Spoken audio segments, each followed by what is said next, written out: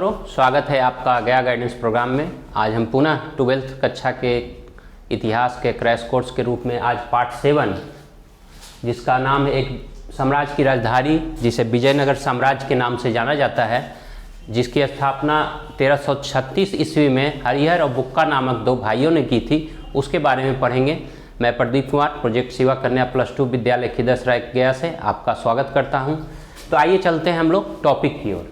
बच्चों, ये टॉपिक थोड़ा सा इंपॉर्टेंट है, इससे एक दो ऑब्जेक्टिव क्वेश्चन तो बहुत आते हैं, सब्जेक्टिव भी क्वेश्चन आते हैं। तो सबसे पहले आप लोग जानिए कि विजयनगर साम्राज्य है क्या। विजयनगर साम्राज्य की स्थापना 1336 ईस्वी में हरिहर और बुक्का नाम के दो भाइयों ने की थी, और बाद में आगे चलकर विजयनगर साम्राज्य में कई राजवंशों ने शासन किया। विजयनगर साम्राज्य की जानकारी हमें कैसे प्राप्त होती है? विजयनगर साम्राज्य की जानकारी प्राप्त करने के लिए जो वहाँ के मंदिर के अभिलेख हैं, शासकों के अभिलेख हैं, जो तेलुगु, तमिल, कन्नड़ और संस्कृत भाषा में पाए गए हैं, उससे हमें इस साम्राज्य की जानकारी मिलती है। इसके अलावा जो भी भग्नावशेष हैं, महलनुमा स्ट्रक्चर मिले हैं, महानवी डिब्बा का स्ट्रक्चर मिला है और सरोवर मिले हैं, ये सभी से हमें जानकारी प्राप्त होती है। इसके अलावा विदेशी यात्री भी कई आए, जैसे फारस से आए, ईरान से आए, ठीक है, विदेशों से भी आए। वो इन साम्राज्यों में विभिन्न शासकों के समय आए थे, उनके यात्रा विवरण से भी हमें जानकारी प्राप्त होती है। विजयनगर साम्राज्य में मुख्यतः 4 वंशों ने शासन किया। वो 4 वंश थे। पहला वंश संगम वंश, जिसकी स्थापना हरिहर और बुक्का ने की थी। संगम वंश इसलिए नाम दिया क्योंकि उनके पिता का नाम, हरिहर बुक्का के पिता का नाम संगम था। कभी कभी ऑब्जेक्टिव पूछ देता है, इसलिए उन्होंने अपने वंश का नाम संगम वंश रखा। संगम वंश के बाद जो वंश आया वह सुलुभ वंश था। सुलुभ वंश के बाद तुलुभ वंश, और अंतिम वंश जो विजयनगर साम्राज्य का था वो अरविंदु वंश था। इसी के अरविंदु वंश के समय 1565 ईस्वी में राजसी तांगरी का युद्ध हुआ था। यह राजसी तांगरी का 1565 में युद्ध हुआ था, जिसे तालीकोट्टा का युद्ध के नाम से भी जाना जाता था। इस युद्ध में अहमदनगर, बीजापुर, कोलगुंडा, ये बहमनी साम्राज्य के अंग थे, वो सभी वहाँ के सभी शासकों ने मिलकर विजयनगर साम्राज्य पर आक्रमण किया था। इसे पूरी तरह नष्ट कर दिया, इसके सारे खजानों को लूट लिया गया, नगर को तबाह कर दिया गया। अब विजयनगर साम्राज्य लगभग समाप्त हो गया। फिर भी अरविंदु वंश के शासक वहाँ से पूर्व की ओर शिफ्ट कर गए और वहाँ से लगभग 17वीं शताब्दी तक शासन करते रहे। तो ये 4 प्रमुख वंश है विजयनगर साम्राज्य के। अब हम जानते हैं कि आखिर जो भी हमें पता चला है विजयनगर साम्राज्य में, इसकी सर्वप्रथम खोज किसने की? सर्वप्रथम खोज की थी जो अंग्रेज व्यक्ति थे, जिनका नाम था कॉलिन मैकेंजी। इन्होंने 1800 ईस्वी में हम्पी में, जो विजयनगर साम्राज्य की राजधानी भी कही जाती है, उसकी खोज की, उसका विस्तृत सर्वेक्षण किया। मैकेंजी सर्वेयर भी थे, मानचित्र बनाने वाले भी थे। इस तरह इन्होंने हम्पी नगर की खोज की। आगे चलकर 1876 ईस्वी में J.F. फ्लीट ने जो हम्पी के मंदिर में जो भी उत्कीर्ण अभिलेख थे, उस सभी अभिलेखों का संकलन किया और उसका अध्ययन किया गया, जिससे विजयनगर साम्राज्य के बारे में विशेष जानकारी प्राप्त होती है। तो बच्चों, विजयनगर साम्राज्य में बहुत सारे प्रमुख राजा हुए, जिसमें सब प्रमुख राजा थे कृष्णदेव राय। वो तुलुभ वंश के थे, जिनका शासनकाल आपने कृष्णदेव राय और तेनालीराम की कहानी बहुत सुनी होगी। तो वो इसी विजयनगर साम्राज्य के तुलुभ वंश के थे, और इनका शासनकाल 1509 से 1529 ईस्वी था। 1509 से 1529, यानी बाबर भी इसके समकालीन था। 1526 में बाबर भारत में आ चुका था, और उसने अपने शासनकाल में कई सारे कार्य किए। उनकी एक प्रसिद्ध पुस्तक है जो खुद राजा ने लिखी है, कृष्णदेव राय ने, अमुक्ता माल्यद, जो तेलुगु भाषा में है। इससे भी हमें विजयनगर साम्राज्य और कृष्णदेव राय के शासनकाल के बारे में बहुत सारी जानकारी प्राप्त होती है। तो यह संक्षिप्त विवरण था विजयनगर साम्राज्य के बारे में। अब हम लोग चलते हैं प्रश्न उत्तर की ओर, क्योंकि यह क्रैश कोर्स है, तो प्रश्न उत्तर पर हम लोगों ने ज़्यादा फोकस किया है। तो आइए चलते हैं बोर्ड की ओर, प्रश्न उत्तर की ओर हम लोग चलते हैं। कई ऑब्जेक्टिव और कई सब्जेक्टिव क्वेश्चन इससे पूछे जाते हैं, तो हम लोग उसी तरफ बढ़ रहे हैं। कुछ चित्र हैं और उसके बारे में संक्षेप में मैं बता दूं। यहाँ बोर्ड पर आपके इसमें बना हुआ है। ये देखिए, ये विजयनगर शहर की जो किलेबंदी की गई थी उसका एक चित्र है। ये सारे जो आप देख रहे हैं ये पत्थर से बने हैं, और इसमें ऐसा नहीं है कि सीमेंट या उस समय गाड़ा का प्रयोग किया जाता था तो गाड़े का उपयोग किया गया, नहीं, ईंट के ऊपर ईंट रखा गया, माफ कीजिएगा, पत्थर के ऊपर पत्थर रखा गया है, और वो इस तरह रखा गया है कि वो एक दूसरे से साथ बैठ गए हैं। आप देख सकते हैं सभी पत्थर एक दूसरे के साथ बैठ गए हैं, ठीक है। यह किलेबंदी का एक दृश्य है, कुछ फोटो है इसमें, उसके बारे में मैं संक्षेप में बता दूंगा। यह मंदिर का दृश्य है, किस तरह से मंदिर की रचना की गई थी उसका मानचित्र है। यह विरूपाक्ष मंदिर का एक दृश्य है, और ये आप देख सकते हैं यह भी उसी मंदिर का एक दृश्य है जिसे गोपुरम कहा जाता है। यह हाथियों का अस्तबल, यानी हाथी जहाँ रहते थे उसका चित्र है, मानचित्र बनाया गया है, और यह उसका विशेष चित्र है, हाथी जहाँ रहते थे और उसका चित्र दिया गया है उस जगह का, उस स्थल का, क्योंकि उस समय कुछ सेनाएं प्रमुख थी जिसमें रथ सेना और हाथी सेना प्रमुख थी। यह मंडप है, विरूपाक्ष मंदिर का एक मंडप है जिसमें शादी विवाह किया जाता था देवताओं का, और यह विभिन्न प्रकार के अलंकरण से संबंधित चित्र है जिसे हम आगे आपको बताएंगे जब प्रश्न उत्तर आएगा। विट्ठल रथ है, विट्ठल मंदिर का रथ, यह बहुत प्रसिद्ध रथ है, ठीक है। यह झूला झुलाने का, यानी आज भी हम लोगों में परंपरा है कि देवताओं को झूला झुलाया जाता है, तो इस जगह पर देवता का मूर्ति रखकर झूला झुलाया जाता था। यह आप गोपुरम देख सकते हैं, गोपुरम बहुत विशाल होता था, दूर से ही नज़र आ जाने वाला होता था। अगर आपको गोपुरम दिख गया इसका मतलब है कि आप मंदिर के बहुत समीप हैं। गोपुरम मंदिर का प्रवेश द्वार होता था। ऑब्जेक्टिव प्रश्न तो आप लोग यहाँ देख ही लीजिएगा, जैसे हरिहर बुक्का ने विजयनगर साम्राज्य की स्थापना कब की, हरिहर बुक्का के पिता का नाम क्या था, कई सारे ऑब्जेक्टिव क्वेश्चन हैं। विजयनगर साम्राज्य का सबसे महानतम शासक कौन था, तो वह था कृष्णदेव राय। इससे यह भी क्वेश्चन पूछता है कि कृष्णदेव राय किस वंश से था, ठीक है, तो वह आप देख सकते हैं तुलु वंश से था। उसका शासनकाल 1509 से 1529 ईस्वी के बीच था। उसकी पुस्तक का नाम क्या था, तो अमुक्तमाल्यद थी, जो तेलुगु भाषा में स्वयं उन्होंने लिखी थी। अब हम प्रश्न की ओर आते हैं, इससे आपका ऑब्जेक्टिव भी सॉल्व हो जाएगा और डिस्क्रिप्टिव भी। पहला क्वेश्चन है कि पिछले 2 शताब्दियों में हम्पी के भग्नावशेषों के अध्ययन के लिए कौन सी पद्धतियों का प्रयोग किया गया है, ठीक है। आपके अनुसार यह पद्धतियां विरूपाक्ष मंदिर के पुरोहित द्वारा प्रदान की गई जानकारी से किस प्रकार पूरक थी। यह जो सवाल है यह इसलिए है कि किस प्रकार उसकी खोज की गई है विजयनगर साम्राज्य की, क्योंकि वहाँ के अधिकांश इलाकों को 1565 ईस्वी के युद्ध में, जिसे तालीकोट्टा या राजसी तांगरी का युद्ध कहते हैं, उसमें नष्ट कर दिया गया था। तो आपको हमने पहले बताया कि मैकेंजी साहब ने 1800 ईस्वी में वहाँ सर्वे किया और वहाँ के हम्पी के भग्नावशेषों की खोज की। साथ ही भग्नावशेषों की खोज के बाद 1856 ईस्वी में मानचित्र नहीं, फोटोग्राफी किया गया, छायाचित्र। मानचित्र मतलब मैप बनाना और छायाचित्र मतलब फोटोग्राफी करना। तो फोटोग्राफी के माध्यम से भी विजयनगर साम्राज्य के विभिन्न इकाइयों की खोज की गई थी 1856 ईस्वी में। 1976 ईस्वी में भारतीय सरकार ने विजयनगर अर्थात हम्पी के क्षेत्रों को राष्ट्रीय महत्व का घोषित किया और कई पद्धतियों के माध्यम से विजयनगर साम्राज्य की खोज की गई है। 1986 ईस्वी में हमारे यूनेस्को ने इसे विश्व धरोहर के रूप में भी बताया है, घोषित किया है। तो इन सभी विवरणों का मैकेंजी ने जो भी खोजा उसको उन्होंने विरूपाक्ष मंदिर आज भी है वहाँ के पुरोहितों 1800 ईस्वी के आसपास वहाँ के पुरोहितों से जाकर संपर्क किया। पुरोहितों ने जो उनके पूर्वजों ने बताया था उसकी मुजवानी सारी बातों को जानकारी मैकेंजी साहब को दी, जिसके उन्होंने लिपिबद्ध भी किया और आगे भी अन्य इतिहासकारों ने उसका सहारा लिया। जो भी पुरोहितों ने बताया था उसको कोरिलेट किया गया, यानी संबंध किया गया, विदेशी यात्रा वृत्तांत से संबंध किया गया, कृष्णदेव राय के अमुक्तमाल्यद से संबंध किया गया और उस समय और भी जो साहित्य थे उन सभी चीज़ों से उन बातों को जो भी पुरोहितों ने बताया था विरूपाक्ष मंदिर के रिलेट किया गया। तो पाया गया कि वह लगभग सत्य है। तो इस तरह जो है अध्ययन के माध्यम से, विभिन्न स्रोतों के माध्यम से उनकी जानकारियों का क्रॉस रिलेशन किया गया और विरूपाक्ष मंदिर के पुजारियों द्वारा जो भी जानकारी प्रदान की गई वह लगभग सही पाई गई। दूसरा प्रश्न है, विजयनगर की जल आवश्यकताओं को किस प्रकार पूरा किया जाता था?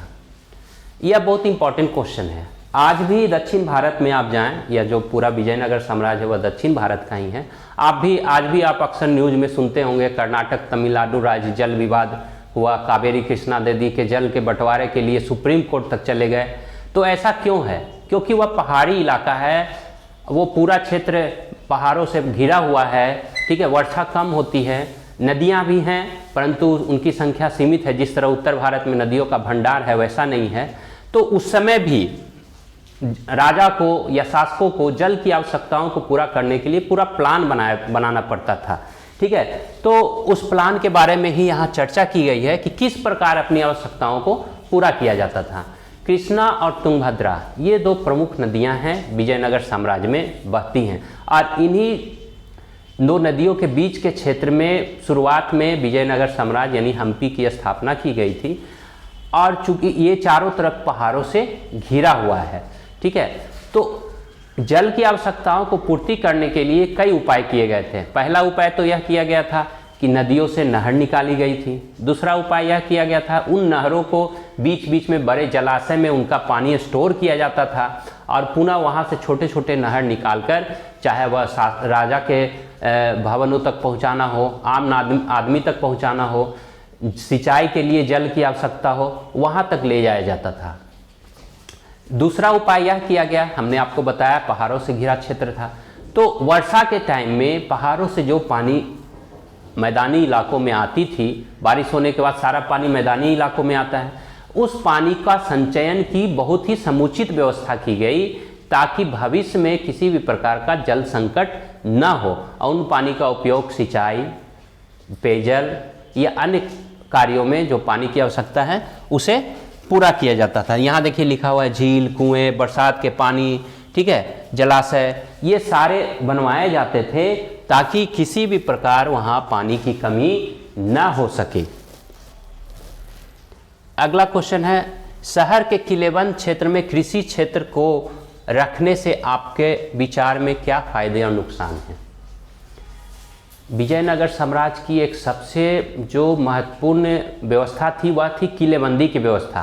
प्रत्येक शहरों में या प्रत्येक शासक के समय आप देखिएगा कि वो अपने राजधानी की या अपने महत्वपूर्ण नगरों की सुरक्षा किलेबंदी यानी शहर के चारों ओर ईंट की दीवार या पत्थर की विशाल दीवार बना देते हैं और उसमें 2 या 3 मुख्य प्रवेश द्वार होता है जहाँ से ही लोग आते या जाते हैं, ठीक है। तो विजयनगर में भी यही था, लेकिन यहाँ किलेबंदी 3 स्तर की थी जिसके बारे में आपको विदेशी यात्रियों ने भी जिक्र किया है। और यह किलेबंदी कुछ अलग ढंग की थी। अलग ढंग की इसलिए थी कि 3 प्रकार की किलेबंदी में पहला जो था उसमें इन्होंने खेतों को भी और जंगलों को भी, सिर्फ खेतों को ही नहीं जंगल को भी और पहाड़ जितने थे सभी पहाड़ों को भी जोड़कर किलेबंदी किया था। ऐसा आपको कहीं भी नहीं दिखने को मिलेगा कि साम्राज्य में खेत को किलेबंद किया जा रहा हो, यानी खेत को चारों ओर बाउंड्री बांट दिया गया। इसके अलावा जंगल को भी किलेबंद किया गया और जो विभिन्न पहाड़ थे वो सारे पहाड़ों के बीच दीवार जोड़ी गई ताकि जहाँ पर पहाड़ है वहाँ साम्राज्य की रक्षा पहाड़ करेगा, जहाँ पहाड़ नहीं है तो एक पहाड़ से दूसरे पहाड़ के बीच दीवार जोड़ दी गई ताकि वो साम्राज्य की रक्षा कर सके। पहली किलेबंदी का स्तर यह था। दूसरा था नगरीय केंद्र को किलेबंद किया गया था, जो नगर के महत्वपूर्ण केंद्र थे उसका। और तीसरा किलेबंदी थी शासक जहाँ रहते थे, जहाँ बहुत बड़े मंदिर थे और शासकीय क्षेत्र था, उसे किलेबंद किया गया था। तो यह बहुत ही महत्वपूर्ण बात है और इसी में यह क्वेश्चन आया है कि शहर के किलेबंद में कृषि क्षेत्र को जो किलेबंद किया गया था इसके नफा और नुकसान क्या थे, ठीक है, लाभ और हानि क्या क्या थे।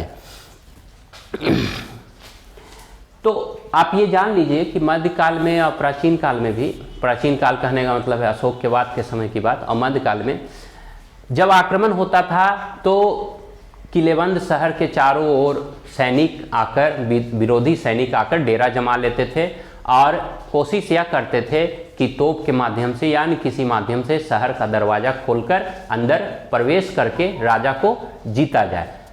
परंतु यहाँ आप देखिए कि इन्होंने खेतों की भी किलेबंदी की।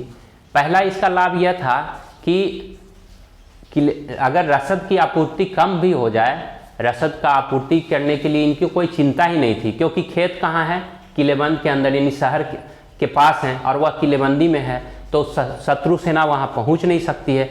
तो खाद्यान्न की इन्हें कोई चिंता नहीं थी। आप 1 साल 2 साल 3 साल जितने साल विरोधी शहर का घेराव करके रहे तो उससे इन्हें कोई नफा नुकसान नहीं होने जा रहा था। दूसरा फायदा यह था कि किलेबंद होने के कारण यहाँ की फसलें शत्रुओं से बच जाती थी, शत्रुओं खरीफ फसल का नुकसान नहीं कर सकते थे।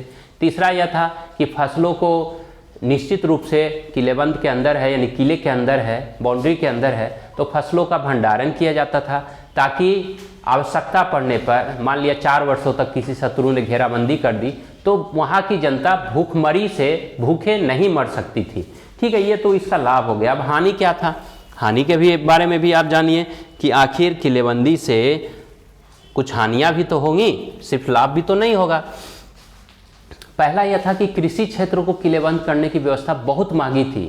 कृषि क्षेत्र कोई छोटा मोटा खेत तो होता नहीं, 1 हेक्टेयर 2 हेक्टेयर, हजारों हेक्टेयर या हजारों एकड़ का क्षेत्र होता है। आप उसे किलेबंद यानी उस सभी क्षेत्र को और साथ में जंगल को भी बाउंड्री मार रहे हैं, तो निश्चित रूप से खर्च बहुत अधिक आएगा। तो राजकीय आय पर काफ़ी इसका असर पड़ता था, काफ़ी राजकीय पैसा इसमें व्यय होता था। दूसरा यह है कि किलेबंदी का मतलब है चारों ओर से बाउंड्री और बीच में 2-3 महत्वपूर्ण दरवाजा, जिससे लोग आते जाते हैं। तो जब मान लिया शहर की घेराबंदी हो गई, विरोधी लोगों ने आक्रमण कर दिया, शहर को चारों ओर से घेर लिया, तो जो शहर के बाहर के किसान थे, जो खेतों में काम करते थे, सुबह काम करने के लिए दरवाज़ा खुलता था, वो अंदर जाते थे और फिर पुनः वापस आते थे, तो वैसे किसान जो किलेबंद शहर के बाहर रहते थे, वो जाकर खेती नहीं कर सकते थे। तो यह दूसरा नुकसान था। ठीक है, तीसरा नुकसान यह था कि जब घेराबंदी हो गई, अभी शत्रुओं ने आपको घेर लिया, तो आप बाहर से न उर्वरक मंगा सकते हैं, न बीज मंगा सकते हैं, न कृषि से संबंधित अन्य सामग्री मंगा सकते हैं, क्योंकि शहर की खेतों की किलेबंदी की गई है और खेत के लिए बीज वगैरह लोग बाहर से भी मंगाते थे। तो ये तीसरा नुकसान होता था। तो ये 3 नुकसान थे, 3 फायदे थे कृषि क्षेत्र के किलेबंदी के। अगला क्वेश्चन आइए कि आपके विचार में महानवी डिब्बा से संबंध अनुष्ठानों का क्या महत्व था। ठीक है, ये महानवी डिब्बा जो है वो काफ़ी इंपॉर्टेंट क्वेश्चन है, और एक महानवी डिब्बा है, दूसरा सभा मंडप है या मंडप है। तो आइए हम आपको महानवी डिब्बा के बारे में बता दें कि आखिर यह होता क्या था। ठीक है, तो इसके लिए थोड़ा सा हम बोर्ड की ओर चलेंगे। तो महानवी डिब्बा जो है या इससे संबंधित जो भी अनुष्ठान है वो सितंबर और अक्टूबर के महीनों में आयोजित किया जाता था। महानवी डिब्बा जो है एक बहुत ही विशाल क्षेत्र में बना हुआ एक बहुत ही विशाल मंच था। ठीक है, मंच कहने का मतलब ये उसका आधार था जो 11,000 स्क्वायर फीट में फैला हुआ था।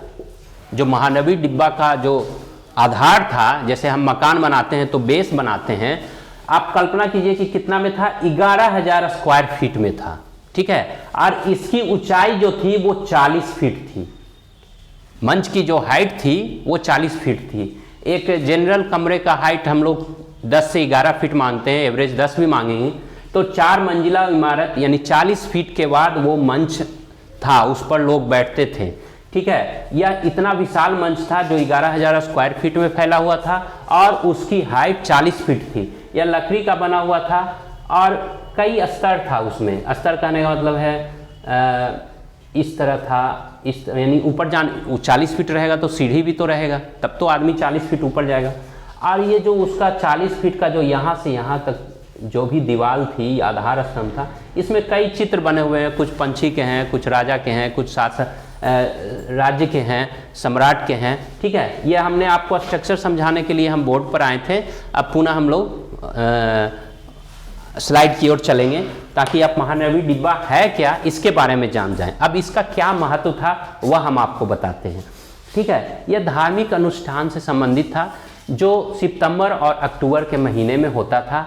उत्तर भारत में जिसे आप दशहरा के नाम से जानते हैं, बंगाल में जिसे आप दुर्गा पूजा के नाम से जानते हैं, महानवमी यानी 9 दिनों का त्यौहार, हम लोग नवरात्र भी जिसे कहते हैं, और दक्षिण भारत के विजयनगर साम्राज्य में उसे महानवमी डिब्बा के नाम से जाना गया। डिब्बा इसलिए क्योंकि वो संरचना जो हमने आपको बताया, इसलिए उसे इतिहासकारों ने डिब्बा का नाम दिया। ठीक है, 9 दिन की पूजा अर्चना होती थी। इस पूजा अर्चना का विशेष महत्व था। ठीक है, इसमें मूर्ति पूजा भी होती थी, इसके अलावा अश्व पूजा भी होती थी, सेना का प्रदर्शन किया जाता था। लोग तरह तरह के, जैसे आज आप 26 जनवरी या 15 अगस्त के परेड में देखते हैं ना कि सभी तरह के सैनिकों का प्रदर्शन किया जाता है, उसी तरह वहाँ सेना का प्रदर्शन किया जाता था। विभिन्न प्रकार की खेल प्रतियोगिता, कुश्ती प्रतियोगिता होती थी। इसके अलावा भैंसों की बलि भी दी जाती थी। यह सारा धार्मिक अनुष्ठान से संबंधित था जो साल में प्रत्येक वर्ष नवरात्र कहें उस दिनों में आयोजित किए जाते थे। इसका मुख्य कारण यह था कि राजा अपनी शक्ति ऐश्वर्य को लोगों के सामने प्रदर्शित करता था। ठीक है, चाहे वह अपनी सेना का प्रदर्शन हो, बहुत बड़े बड़े अनुष्ठान हो, भैंसों की बलि हो, मूर्ति पूजा हो, यह सारे के माध्यम से राजा अपनी शक्ति का प्रदर्शन करता था। और अनुष्ठान के अंतिम दिन, दशहरा के अंतिम दिन जिसे हम दशमी कहते हैं, उस दिन राजा सेना का बाकायदा पूरी तरह से निरीक्षण करता था। विशाल मैदान में सेना खड़ी रहती थी, उसका निरीक्षण करता था। और राजा के जो नायक होते थे, आप सैनिक सरदार कहें, ठीक है, वो राजा को बहुत सारे भेंट देते थे। राजा के प्रति अपनी स्वामी भक्ति इसी दिन अदा करते थे, पूरे प्रजा के सामने दिखाते थे।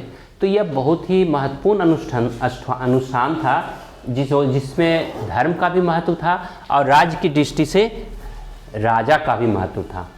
हम लोग चलते हैं 5वां प्रश्न की ओर। ठीक है, कुल 9 प्रश्न है इसमें, जिसमें हम लोग 5वां प्रश्न की ओर आ गए हैं। विरूपाक्ष मंदिर के एक अन्य स्तंभ का रेखा चित्र है। ये जो आप रेखा चित्र देख रहे हैं, इसमें क्वेश्चन यही है कि इसमें कई तरह से पशु पंछी का भी चित्रण है। ठीक है, अन्य लोगों का, जानवरों को भी दिखाया गया है। तो आपके विचार से उन्हें क्यों चित्रित किया गया था? मानव आकृतियों का भी वर्णन करें। ठीक है, ये आप चित्र देखिए, थोड़ा मैं लार्ज करता हूँ।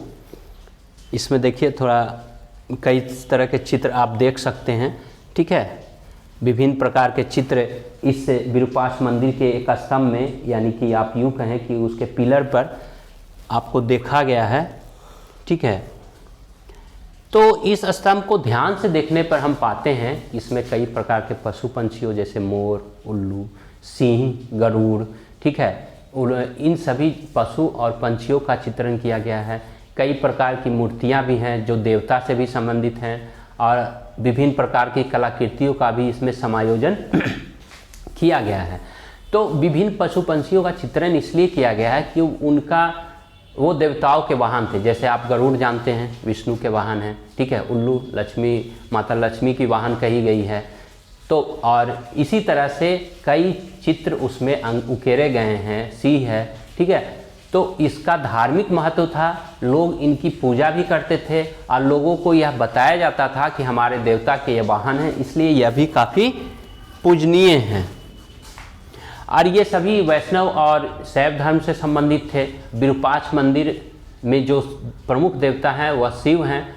विरूपाक्ष को भगवान शिव का ही एक अवतार माना गया है या उन्हीं का एक रूप माना गया है। और जो भी विजयनगर साम्राज्य के शासक हैं, उन्होंने जो भी अभिलेख या जो भी राजकीय आदेश जारी किए, उसमें श्री विरूपाक्ष शब्द जरूर अंकित किया, यानी कि वो भगवान शिव के तरह या भगवान शिव के आदेश से ये सारे आदेश जारी कर रहे हैं, अपने आप को दैवीय सिद्धांत के रूप में प्रस्तुत किया है। अगला क्वेश्चन है, शाही केंद्र शब्द शहर के किस भाग के लिए प्रयोग किए गए हैं? क्या वे उस भाग का सही वर्णन करते हैं? ठीक है, हमने आपको किलेबंदी की 3 स्तर के बारे में आपको बताया। पहला स्तर में खेतों की किलेबंदी की गई, जंगलों की किलेबंदी की गई, दूसरे स्तर में नगर केंद्रों की, और तीसरे स्तर में जो शाही केंद्र थे जो शहर के बीचे बीच होते थे, और विशेषकर यह जो है 3-3 किलेबंदी का जो स्तर ने बताया, उसमें सबसे आखिर में होता था। और कई यहाँ संरचना मिली है, जिसमें महानवी डब्बा भी यहीं मिला है, महामंडप भी आपको यहीं मिला है। और इसमें जो महत्वपूर्ण इमारतें प्राप्त हुई हैं शाही केंद्र में, उसमें लगभग 60 मंदिर प्राप्त हुए हैं और 30 महलनुमा आकृतियाँ प्राप्त हुई हैं इस शाही केंद्र में।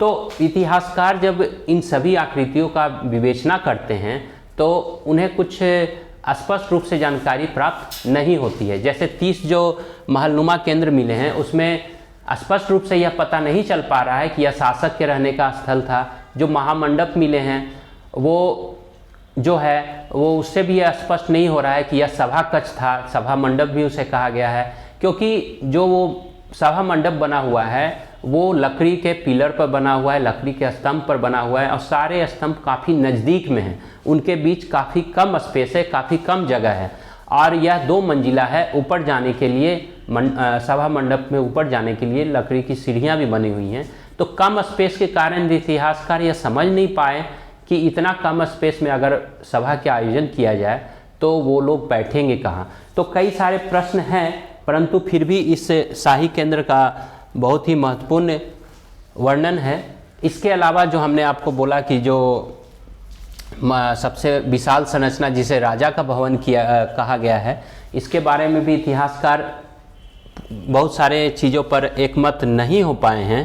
ठीक है, महानवी डब्बा भी है। तो अब शाही जो सवाल पूछा गया था वह यही था कि शाही शब्द जो प्रयोग किया गया है या शाही केंद्र शब्द, इसका कोई विशेष औचित्य है कि या नहीं है। तो इसका बहुत ही महत्वपूर्ण औचित्य है, इसलिए है क्योंकि यह धर्म से भी संबंधित था और सत्ता से भी संबंधित था। शहर में कई मंदिर भी मिले हैं, कुछ महत्वपूर्ण और भवन मिले हैं जिसे कमल महल के नाम से जाना जाता है। एक मंदिर मिला है जिसे हजार राम का मंदिर नाम दिया गया है या उसका नाम है। तो यह स्पष्ट रूप से कहा गया है कि मंदिर जो होते थे वो धार्मिक क्षेत्रों में होते थे, परंतु शाही केंद्र में इतनी बड़ी मात्रा में मंदिर और कुछ विशेष मंदिर जिसमें हजार राम का मंदिर है, इससे यह पता चलता है कि इन मंदिरों का प्रयोग सिर्फ राजा और उनके रिश्तेदार करते थे, ताकि वो बाहर न जाकर शहर के अंदर ही अपने शाही केंद्र के अंदर ही पूजा अर्चना कर सके। तो राजा के वैभव को प्रदर्शित करने के लिए यह शाही केंद्र जो शब्द प्रयोग किया गया है वो लगभग सही है। आगे चलते हैं। स्थापत्य की कौन कौन सी परंपराओं ने विजयनगर के वास्तुविदों को प्रेरित किया, उन्होंने इन परंपराओं में किस प्रकार बदलाव लाए। जो भी स्थापत्य कला है, चाहे वह किसी भी साम्राज्य का देखिए, ठीक है, उसमें स्थानीय क्षेत्रीय पुट भी मिलेगा, यानी स्थानीय तत्व भी विद्यमान होंगे। चूँकि उस समय हमारे यहाँ मुस्लिम शासक आ चुके थे, दिल्ली सल्तनत था और बहमनी राज्य था, ठीक है, तो मुस्लिम पुट भी यानी मुस्लिम स्थापत्य से संबंधित भी कई सारे चीज़ों का, जब मंदिर बनेगा तो उसमें मेहराब भी आपको दिख जाएंगे, जब मस्जिद बनेगा तो उसमें मंदिर के आकार टाइप का भी आपको विजयनगर के क्षेत्रों में विशेषकर दिख जाएंगे। ठीक है, तो ये सारे चीज़ों का प्रयोग किया गया है। ठीक है, बहुत बड़े बड़े मंडप जो हमने आपको बताया, गोपुरम का निर्माण किया गया है, यह विजयनगर साम्राज्य की विशिष्ट पहचान है। गोपुरम अगर आपको दूर से दिख जाए, आप अभी भी दक्षिण भारत में जाएंगे तो वो विशाल स्ट्रक्चर दिख जाएगा, तो आप समझ जाएंगे कि आप मंदिर के पास पहुंच गए, यानी दूर से ही बहुत ही ऊंचा, आप 40, 50, 60, कभी कभी तो गोपुरम इतना विशाल होता था कि जो मेन मंदिर होता था उससे उसका स्थापत्य बहुत ज़्यादा सुंदर होता था, और गोपुरम मंदिर का प्रवेश द्वार है। ठीक है, तो यह जो व्यवस्था थी, इसके अलावा मंदिर में मंडप का निर्माण किए गए थे। वो मंडप जो है, कहीं मंडप जो है, हम जैसे हमने ऊपर तस्वीर में भी आपको दिखाया था, कहीं मंडप जैसे हमारे यहाँ भगवान शिव और पार्वती का विवाह होता है, तो उसी तरह वहाँ श्री विरूपाक्ष और पंपा देवी का विवाह होता था, उसको दिखाया गया है। तो स्थापत्य की विभिन्न संस्कृतियों का समावेश किया गया है यहाँ, जिसे इंडो इस्लामिक संस्कृति भी कहा जाता है। अब चलते हैं हम लोग, संभवतः यह अंतिम प्रश्न होगा। हाँ, अध्याय के विभिन्न विवरणों से आप विजयनगर साम्राज्य के सामान्य लोगों के जीवन के बारे में क्या जानते हैं, या सामान्य लोगों का इस प्रश्न में आपको सामान्य जनता किस प्रकार की थी उसके बारे में जिक्र करना है। ठीक है, तो कई बाहरी यात्री आए हैं, विजयनगर साम्राज्य में, जैसे इतावली व्यापारी निकोल कोंती, ठीक है। इसके अलावा फारस का राजदूत था, वो भी आया था। निकितीन जो रूस का एक व्यापारी था, वो भी आया था। ये सारे लोग जब विजयनगर साम्राज्य की यात्रा किए तो इन्होंने सभी चीज़ों का आम जनता से लेकर व्यापार तक का जिक्र किया। निश्चित रूप से यहाँ भी वर्ण व्यवस्था थी। समाज 4 भागों में बटा हुआ था, जिसमें ब्राह्मण सबसे ऊपर था। ब्राह्मणों को मृत्युदंड नहीं दी जाती थी। ब्राह्मणों को विशेष क्षेत्र भी दान में दिए जाते थे, जिसका प्रशासन वो स्वयं करते थे, ठीक है। इसलिए पुजारी वर्ग की समाज में विशेष प्रतिष्ठा थी। विजयनगर साम्राज्य में विभिन्न संप्रदायों के लोग रहते थे। कहने का मतलब मुस्लिम भी रहते थे, जैन भी रहते थे, हिंदू भी रहते थे, और उनके पूजा स्थल, चाहे वह जैनियों का पूजा स्थल हो, चाहे मुस्लिम धर्म का पूजा स्थल हो या हिंदू का पूजा स्थल हो, सामान्य रूप से देखे जाते हैं। राजा इसमें कहीं भी हस्तक्षेप नहीं करता था। धार्मिक जीवन में सभी लोग अपने धर्म को मानने के लिए पूरी तरह स्वतंत्र थे, ठीक है। चाहे यहूदी हो, पीर हो, कोई भी हो, सभी लोगों को मानने की उनके और साथ में ईसाई भी वहाँ पर्याप्त मात्रा में आकर बस गए थे, क्योंकि आप लोग जानते हैं 1498 के बाद पुर्तगाल यात्री लोग भारत में आकर व्यापार करना शुरू कर चुके थे। भोजन की अगर बात करें तो व्यक्ति शाकाहारी यानी आम जनता शाकाहारी और मांसाहारी दोनों प्रकार का व्यंजन का सेवन करते थे। मनोरंजन के लिए घुड़दौड़, रथ दौड़, कुश्ती प्रतियोगिता, ये सारे चीज़ों का आयोजन वहाँ किया जाता था। देखिए यहाँ अब्दुल रज़ाक ने विजयनगर साम्राज्य के बारे में एक कहा है कि वहाँ लगभग 300 बंदरगाह थे। यह भारत का यात्री लेखक नहीं है, यह विदेश का लेखक है जो भारत में यात्रा के दौरान आया था, अपनी रचना में लिखा। तो आप अनुमान लगा सकते हैं कि अगर 300 ज़्यादा भी लिखा होगा तो 200 तो बंदरगाह होंगे। तो आप समझ सकते हैं कि व्यापार काफ़ी उन्नत था, विदेशी व्यापार भी काफ़ी उन्नत था, स्थानीय व्यापार भी काफ़ी उन्नत था। आम जनता काफ़ी संपन्न थी। आम जनता घरों में जो निवास करती थी वो छप्पर के घर, फूस छप्पर का घर होता था। आप छप्पर तो समझते ही हैं, ठीक है, परंतु वह काफ़ी मजबूत होता था। इसके अलावा व्यापारियों के लिए अलग जगह बनाए गए थे, जो कई क्षेत्र मिले हैं जिसमें काफ़ी कीमती तस्तरियाँ वगैरह मिली हैं, जिससे अनुमान लगाया गया कि यह व्यापारियों का निवास स्थान था। व्यापार के लिए अलग से बाजार का व्यवस्था की गई थी। तो इस प्रकार यह वहाँ के समाज का चित्रण किया गया है, जो हमें विभिन्न यात्रा वृत्तांत और स्थानीय पुस्तकों में स्पष्ट रूप से देखने को मिलता है। तो मित्रों, छात्रों, आज यहीं तक यह आपका 7वां चैप्टर समाप्त हो गया। महत्वपूर्ण प्रश्न को भी हमने डील कर दिया। आप इसको जाकर डिस्क्रिप्शन बॉक्स से इस कंटेंट को डाउनलोड कर लीजिएगा। काफ़ी ऑब्जेक्टिव क्वेश्चन है, सब्जेक्टिव हमने डील कर दिया, नोट्स के रूप में आप यहाँ से ले सकते हैं। तो धन्यवाद, आज के लिए इतना ही। बहुत बहुत धन्यवाद।